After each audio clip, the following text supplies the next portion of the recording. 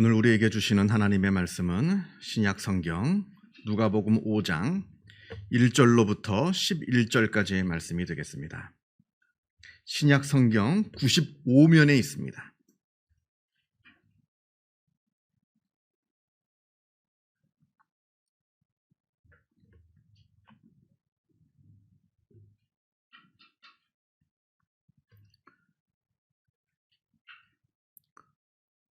누가복음 5장 1절로부터 11절까지 말씀을 봉독합니다. 이 계시의 말씀을 봉독할 때에 살아계신 하나님의 음성을 다 함께 들으실 수 있기를 바랍니다. 무리가 몰려와서 하나님의 말씀을 들을새 예수는 게네사렛 호숫가에 서서 호숫가에 배 두 척이 있는 것을 보시니 어부들은 배에서 나와 그물을 씻는지라. 예수께서 한 배에 오르시니 그 배는 시몬의 배라. 육지에서 조금 떼기를 청하시고 앉으사 배에서 무리를 가르치시더니 말씀을 마치시고 시몬에게 이르시되 깊은 데로 가서 그물을 내려 고기를 잡으라. 시몬이 대답하여 이르되 선생님, 우리들이 밤이 새도록 수고하였으되 잡은 것이 없지만은 말씀에 의지하여 내가 그물을 내리리라 하고 그렇게 하니 고기를 잡은 것이 심히 많아 그물이 찢어지는지라. 이에 다른 배에 있는 동무들에게 손짓하여 와서 도와달라 하니 그들이 와서 두 배의 채움에 잠기게 되었더라. 시몬 베드로가 이를 보고 예수의 무릎 아래 엎드려 이르되 주여, 나를 떠나소서, 나는 죄인이로소이다 하니 이는 자기 및 자기와 함께 있는 모든 사람이 고기 잡힌 것으로 말미암아 놀라고 세베대의 아들로서 시몬의 동업자인 야고보와 요한도 놀랐습니다. 예수께서 시몬에게 이르시되 무서워하지 말라. 이제 후로는 내가 사람을 취하리라 하시니 그들이 배들을 육지에 대고 모든 것을 버려두고 예수를 따르니라. 아멘. 옛날 어느 나무꾼에게 하나님께서 나타나셔서 세 가지 소원을 말하라. 내가 다 들어주겠노라. 이렇게 하셨답니다. 그래서 이 나무꾼이 무슨 소원을 빌까 곰곰이 생각을 하다가 요즘 비가 너무 많이 와서 내가 나무하기가 너무 힘이 듭니다. 이제 비가 좀 오지 않게 해주세요. 이렇게 빌었답니다. 그랬더니 정말로 그날부터 비가 오지 않더랍니다. 그렇게 비가 오지 않아서 좋은 줄로만 알았는데, 그런데 비가 반대로 이번에는 너무 안 와서 나무가 다 말라 죽게 생겼습니다. 그래서 이 나무꾼이 두 번째 소원을 빕니다. 하나님, 내가 일하는 낮에는 비가 오지 않고 밤에만 비가 오게 해주세요. 이렇게 이제 소원을 빌었습니다. 그랬더니 그날부터 정말로 낮에는 비가 오지 않고 밤에만 비가 오는 겁니다. 그런데 문제가 또 생깁니다. 밤에만 비가 오니까 밤에 도둑들이 들지 않게 순찰을 도는 야경꾼들이 이 비 때문에 순찰을 잘 돌질 못하니까 그 동네에 도둑들이 들끓습니다. 그래서 그 나무꾼의 집도 도둑을 크게 맞았습니다. 그래서 이 나무꾼이 가만히 생각하다가 도무지 안 되겠는지 결국 마지막 세 번째 소원을 빕니다. 하나님, 그냥 다 없던 걸로 해주세요. 그냥 다 원래대로 다시 돌아갔다 합니다. 만약에 이때 하나님께서 세 가지 소원이 아니라 10가지 소원을 말하라 이렇게 말씀하셨다면 뭐가 좀 달라졌을까요? 아니, 10가지 소원이 아니라 100가지 소원을 말하라 이렇게 하셨어도 달라지는 건 아무도 없었을 겁니다. 여러분은 무엇을 바라면서 세상을 살아가고 계십니까? 만약에 하나님께서 여러분에게 나타나셔서 3가지 소원을 말하라 이렇게 하신다면 여러분은 이 어리석은 나무꾼보다 더 지혜롭게 하나님께 여러분의 소원을 말씀드릴 수가 있겠습니까? 우리 인간의 욕망은 항상 왜곡되어서 표현된다 합니다. 내 마음 깊은 곳에 진짜 정말 중요한 욕망이 있습니다. 이게 진짜 내 욕망입니다. 이게 이루어져야 내가 진짜 행복해질 수가 있습니다.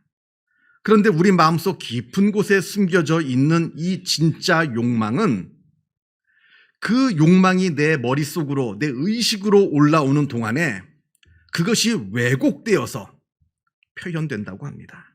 전혀 엉뚱한 것으로 왜곡되고 뒤틀려서 내가 진짜 마음속에 원하는 그것과는 전혀 상관없는 그 욕망이 머릿속에 떠오르게 된다. 심리학자들이 이야기합니다. 아마 어린 아이들을 키워보신 분들은 다들 아실 겁니다. 어린 아이들, 부모님께 조릅니다. 이거 먹고 싶다, 저거 해달라 조릅니다. 막 떼를 쓰고 조릅니다. 그래서 해줬습니다. 해주면 그거 아니랍니다. 다들 경험이 있으실 거예요. 분명히 그거 해달라는 대로 그대로 해줬는데 이거 아니랍니다. 더 떼를 쓰고 더 낮아빠지고. 다 경험이 있으셨을 겁니다. 왜냐하면 자기 자신도 모르거든요. 내가 뭘 원하는지. 분명 내 마음속에 간절하게 원하는 것이 있어서 마음이 답답한 것은 있는데 그게 뭔지를 모르는 겁니다. 그러니까 이거 해달라고 졸랐다가 들어주면 그것도 아니랍니다. 저거 해달라고 그래서 또 들어주면 그것도 아니랍니다. 부모도 답답하지만 조르는 아이는 더 답답합니다. 더 미칠 지경이죠. 내가 뭘 원하는지 모르니까. 그런데 내 마음속에 간절하게 원하는 것은 있고 그게 뭔지 모르니까 더 아주 답답한 노릇인 겁니다. 근데 이게 우리 아이들에게만 그런 게 아닙니다. 우리 어른들도 똑같이 자기 마음 깊은 곳에 있는 그 간절한 나의 욕망이 무엇인지 몰라서 이리 다니고 저리 다니고 세상을 방황합니다만 그것으로 그 마음의 만족함을 누리지를 못하는 겁니다. 심리학자 프로이트는 성욕이 인간의 가장 근원적인 욕망이라 합니다. 그런데 심리학자 알프레드 아들러는 그 성욕은 그 밑에 있는 더 근원적인 욕망이 뒤틀리고 왜곡된 결과이지 더 중요한 욕망이 있다 합니다. 그건 바로 권력의지, 지배욕구. 이게 인간의 가장 근원적인 욕망이라 말합니다. 그러나 칼 구스타프 융은 그것보다 더 깊은 인간의 욕망이 있는데 그게 바로 영적인 욕망이라는 겁니다. 나 자신을 진짜 내가 누구인지 알아가고 하나님이 누구인지 알아가려 하는 이 영적인 욕망이 우리 인간의 가장 근원적인 곳에 자리 잡혀 있다. 이것을 이야기합니다. 신학적으로 말하자면 디비니타티브 센숨이라고 하는 것인데 바로 영적이고 거룩하고 하나님의 것을 느끼고 또 느끼고 싶어하는 그러한 감각을 말합니다. 우리 인간 가장 근원적인 것에 들어있는 하나님을 만나고 싶어하고 하나님을 느끼고 싶어하는 영적인 감각, 영적인 욕망, 이것이 충족이 되어야 인간의 행복이 이루어지는 겁니다. 우리 모든 인간 다 똑같습니다. 우리 모든 인간은 하나님만으로 채워지고 하나님만으로 채워져야 하는 마음속의 공간이 있습니다. 이 공간이 하나님으로 채워지지 않는다면 아무도 행복해질 수가 없어요. 이 공간을 하나님으로 채워줘야 되는데 그 하나님으로 채우려 하는 그 근원적인 욕망이 뒤틀려서 누구는 성적인 것으로, 누구는 권력으로, 누구는 돈으로 이것을 채우려 합니다만 그것들은 이 내 마음속에 있는 가장 근원적인 그것을 채울 수가 없는 것들입니다. 그러니까 늘 불안하고 늘 만족함이 없죠. 고대 이제 수메르에 작성된 길가메시 서사시라는 것이 있습니다. 기원전 3000년, 지금으로 하면 한 5000년이나 좋게 넘는 그때 쓰여진 아주 오래된 설화입니다. 목사님은 성경 말씀도 아닌데 뭐 이런 옛날 신화, 옛날 설화 같은 것을 자꾸 하냐면 물론 이걸로 우리가 하나님을 알 수는 없습니다. 이건 우리의 구원에 대한 이야기가 아닙니다. 오해해서는 안 됩니다. 이건 하나님을 이야기하는 것도 아니고 우리의 구원에 대한 이야기도 아닙니다. 다만 우리 인간에 대해서 잘 알 수 있는 아주 중요한 문헌들입니다. 아주 오래전부터 인간은 어떠한 생각을 갖고 살아왔는가, 인간의 근원에는 어떠한 마음이 깔려 있는가를 알 수 있기 때문에 제가 이 옛날 신화나 옛날 설화들을 이야기하는 것이지 이것이 이제 뭐 우리들의 구원을 이야기하는 것은 아니라 다시 한번 말씀을 드립니다. 아무튼 길가메시 서사시를 보면 길가메시라고 하는 주인공이 나옵니다. 이 사람은 죽지 않고 영원히 살 수 있는 방법을 찾기 위해서 온 세상을 떠돌아다닙니다. 그러다가 결국 영생하게 해준다고 하는 신비한 약초를 아주 고생 끝에 간신히 아주 어렵사리 구하게 됩니다. 이 영생하는 약초를 구해가지고는 기분이 너무 좋아서 집으로 돌아오는 길에 너무나 시원한 연못을 발견합니다. 그래서 그 연못에 잠시 몸을 씻으려고 목욕을 하러 들어가는 그 잠깐 시간 동안에 뱀이 나타나서 그 약초를, 그 영생초를 낼름 집어먹고 도망을 가버렸습니다.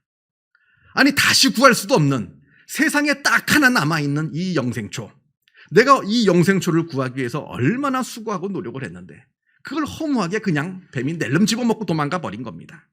그래서 이 길가메시가 너무나 슬픔에 빠지고 낙담하여 주저앉습니다. 이 이야기 안에 시두리 사비투라는 여자가 나타나서 부르는 노래가 나옵니다.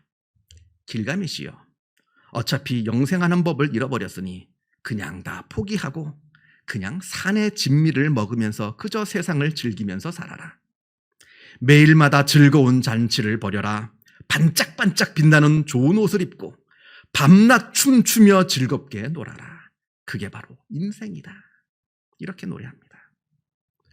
영생을 잃어버린 인간이 영생 대신에 그렇게 먹고 마시는 세상의 쾌락으로 영생을 보상받으려고 합니다만, 그런데 그게 어찌 그것으로 보상이 되겠습니까? 이게 바로 인간의 모습이라는 겁니다. 지금으로부터 5,000년 전에 쓰여진 우리 그때부터 우리의 모든 인간이 갖고 있는 인간의 고민이라, 인간의 어떠한 이런 불행의 모습이라 말하고 있는 겁니다. 로마 제국의 팀가트라는 도시의 도로에는 이런 글귀가 새겨져 있었다 합니다. 사냥하고 목욕하고 노름하고 웃고 떠들고 이것이 인생이로다. 그런데 여러분, 그게 정말 인생일까요? 정말 사냥하고 목욕하고 노름하고 웃고 떠들고 하면, 이것만 하면 우리는 인생의 의미를 발견할 수 있는 겁니까? 그래서 진정한 행복을 찾을 수가 있는 겁니까? 여러분, 무엇이 인생입니까? 우리는 인생의 의미를 어디에서 발견할 수 있는 걸까요? 도대체 우리는 무엇으로 행복해질 수 있는 겁니까? 그리고 그 행복을 얻기 위해서 우리는 무엇을 해야 하는 걸까요? 우리가 진지하게 생각해 보아야 하는 겁니다. 오늘 본문을 보겠습니다. 오늘 말씀에 밤새 그물을 던졌지만 단 한 마리의 물고기도 잡지 못한 시몬 베드로에게 예수님께서 깊은 데로 가서 그물을 내려 고기를 잡으라, 이렇게 말씀하시는 장면이 나옵니다. 이미 여러 목사님들에게 설교를 다 들으셔서 아마 다들 아시리라 생각합니다만, 이곳 갈릴리 호수에서는 물고기들이 얕은 곳에서 살지 깊은 곳에는 살지 않는다 합니다. 그러니까 물고기를 잡으려면 이 얕은 곳에서 그물을 던져야 하는 것이지, 저 깊은 곳에 가서 그물을 던지면 물고기를 잡을 수가 없다 합니다. 그래서 시몬 베드로뿐만 아니라 이곳에 살고 있는 모든 어부들은 저 깊은 곳에 가지 않고 이 얕은 곳에서 그물을 던져서 고기를 잡고 그렇게 먹고 살았습니다. 당연히 멀리 가는 것이 아니라, 깊은 곳으로 가는 것이 아니라 이 얕은 곳에서 그물을 던져야 합니다. 그러니까 오늘 말씀 중에 이곳 얕은 곳이라고 하는 곳은 당연한 곳, 안전한 곳, 확실한 곳, 모든 사람들이 즐겨 머물러 있는 곳, 그리고 내 경험상 성공을 맛보았던 곳을 의미하는 반면에, 저 멀리 있는 깊은 곳이란 낯선 곳, 위험을 감수해야 하는 곳, 그래서 그 누구도 가지 않으려고 하는 곳, 내가 알고 있는 성공과는 거리가 먼 곳을 의미합니다. 자, 그런데 문제는 그 당연하고 안전한 곳, 그래서 모든 사람들이 머물러 있으려고 하는 그곳, 나에게 성공을 가져다 주었던 그 얕은 곳에서 베드로가 밤새 그물을 던졌습니다만 단 한 마리의 물고기도 잡지 못했다는 겁니다. 여러분, 과거의 작은 성공이 우리를 안주하게 만듭니다. 한번 얕은 곳에서 재미를 본 사람은 망하는 한이 있더라도 그 얕은 곳을 절대 떠나지 못하는 법입니다. 과감하게 깊은 곳으로 갈 수가 없습니다. 왜냐하면 얕은 곳에서 성공을 맛봤거든요. 평범한 사람이란 평생을 일상적인 것에 매여 사는 사람이라 합니다. 그러나 비범한 사람은 그 당연한 일상에서 뛰쳐나와서 새롭게 도전하는 사람이라 이렇게 말합니다. 예수님께서 저 깊은 곳으로 가서 그물을 내리라 하시는 이 말씀은 너희가 지금까지 안전하고 익숙하다 그런 곳에서 떠나라는 말입니다. 아무도 가지 않으려고 하는 저 낯선 곳으로 가라 하는 뜻입니다. 진짜 보물은 이 안전한 곳, 확실한 곳, 이 얕은 곳에 있는 것이 아니라 진짜 보물은 아무도 가지 않으려 하는 저 깊은 곳에 있다. 그 말씀을 주시는 겁니다. 1998년 한참 IMF 금융위기 시절에 출판된 구본형이 쓴 익숙한 것과의 결별이라는 책이 있습니다. 당시 교보문고에서 90년대 최고의 경제 분야 책 8권을 선정을 했는데 그때 유일하게 한글로 쓰여진 유일한 책입니다. 지금으로부터 한 20년도 넘었죠. 아주 꽤 오래된 책이긴 합니다만 지금 또다시 우리에게 닥치고 있는 이 경제 위기 앞에서 다시 읽어야 하는 책으로 새롭게 주목을 받는다 합니다. 이 책에서 저자가 말합니다. 우리 인간은 욕망을 잃어버릴 때 죽는다 합니다. 그런데 여기서 말하는 욕망이라고 하는 것은 아주 저질적인, 아주 반사회적인 그런 저질적인 욕망이나 아니면 이기적인 욕망, 그런 욕망을 이야기하는 것이 아니라 쉽게 말하면 비전을 말합니다. 비전을 이 저자는 욕망이라 표현을 하고 있습니다. 그러니까 우리 인간은 욕망을 잃어버릴 때 죽는다는 이 말은 우리는 비전을 잃어버릴 때 죽는다 하는 그런 뜻이죠. IMF처럼 경제 위기가 올 때 사람들은 살아남기 위해서 더욱더 눈앞에 이익을 쫓는다 합니다. 그러나 그렇게 눈앞에 이익만을 쫓게 될 때 그 사람은 결국 망할 수밖에 없다. 왜냐하면 이때는 누구나 다 눈앞에 이익을 쫓기 때문에 그러합니다. 그 눈앞에 이익을 쫓는 그 모습을 보고 고객을 감동시킬 수는 없거든요. 이때는 오히려 더 높고 숭고한 가치를 욕망해야 그래야 오히려 살아남을 수가 있다. 이 책에서 말합니다. 오늘 말씀에 물고기를 잡는 어부와 사람을 낚는 어부가 나옵니다. 물고기를 잡는 어부란 눈앞의 이익만을 쫓으면서 얕은 곳을 떠나지 못하는 사람을 말합니다. 그런데 그 얕은 곳에 머물러 있어서 그 결과가 무엇입니까? 밤새도록 그물을 던졌지만 물고기 하나 잡지 못했습니다. 반대로 사람을 낚는 어부란 눈앞의 이익을 쫓는 것이 아니라 숭고하고 높은 비전을 꿈꾸면서 남들이 가지 않는 저 깊은 곳으로 담대히 떠난 사람을 말합니다. 그곳에서 자기가 그토록 발견하기를 갈망하는 보물을 그곳에서 만나게 되는 겁니다.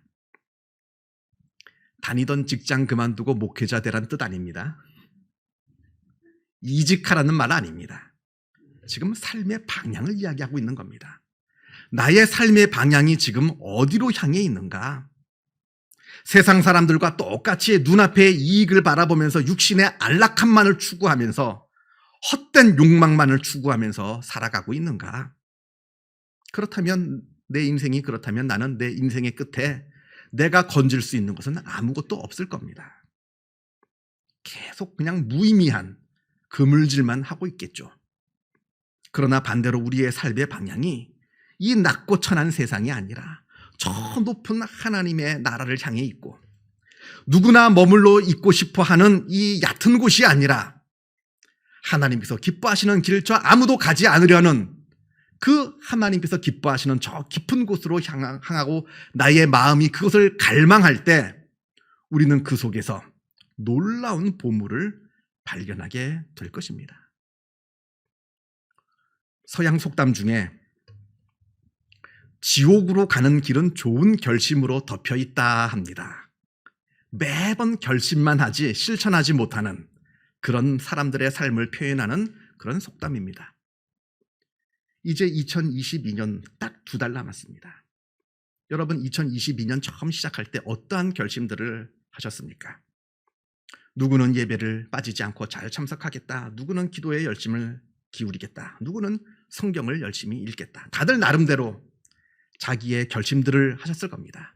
그 결심이 바로 깊은 데로 나아가는 겁니다. 세상에 대한 욕망이 아니라 하나님께서 기뻐하시는 욕망을 품는 것이 바로 깊은 곳으로 한 걸음씩 한 걸음씩 걸어가는 겁니다. 이제 올 한 해 어떻게 마무리 지시겠는가? 여러분이 다시 결심해야 하셔야 될 겁니다. 올 한 해 그래도 조금씩이라도 내 삶이 하나님께서 기뻐하시는 깊은 곳으로 한 걸음 더 들어갈 수 있는가? 아니면 그냥 얕은 곳에 머물러 있는가? 내가 올 한 해 2달밖에 남지 않았습니다만 이 2달 다시 결심하여서 하나님께서 기뻐하시는 깊은 곳으로 내 걸음을 한 걸음 한 걸음 조금씩이라도 옮겨갈 때 그때 우리는 인생의 참된 보물을 그곳에서 발견할 수 있게 될 겁니다. 기도하겠습니다. 사랑과 은혜가 충만하신 하나님 아버지, 하나님의 은혜 가운데 우리가 하나님의 자녀가 되었습니다. 그 은혜에 감사를 드립니다. 하나님께서 우리를 하나님의 자녀로 삼아주셨을 뿐만 아니라 우리에게 그 영원한 진리를 말씀하여 주심에 또한 그 은혜에 감사를 드립니다. 우리가 그 영원한 진리를 바라보게 하여 주시옵소서. 세상 사람들과 같이 이 낮고 철한 곳에 우리의 시선을 두지 않게 하여 주시고 하나님께서 기뻐하시는 저 높은 곳을 바라보게 하여 주옵시고 세상 사람들처럼 이 얕은 곳에 머물러 있지 않게 하여 주시고 저 깊은 곳을 바라보며 그곳에 비전을 품으며 그곳으로 나아가는 복된 우리의 삶이 되어지게 하여 주시옵소서. 우리가 깊은 곳으로 나아갈 때 베드로가 그러했던 것처럼 인생의 보물을 발견하게 하여 주시고 기쁨으로 충만해지는 우리의 삶이 되어질 수 있도록 주님께서 역사하여 주시고 인도하여 주시옵소서. 모든 것 주님께 감사드리오며 이 모든 말씀 우리 주 예수 그리스도 이름으로 기도하옵나이다. 아멘.